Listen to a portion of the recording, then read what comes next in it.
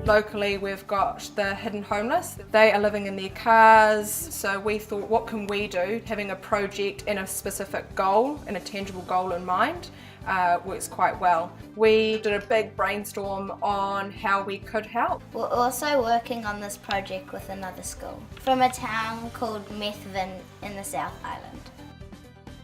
When Opahiki School got in touch with us, we jumped at the chance to collaborate. It was a great opportunity for the students to work together, but we did need to make sure the learning was focused and we could meet our objectives. That's where Hapara came in. So we're putting all our ideas together in the groups and finding out the best way to help. Well, it's good that we've joined the two schools because then you obviously get more ideas and it makes the project much easier to do.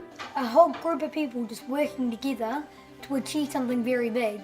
We've researched some baking recipes and have like a fundraiser. Then we give the money to Opahiki School. When you type it, it comes up on everyone else's device, so you can have a look at what they've been doing. It just makes everything a whole lot easier.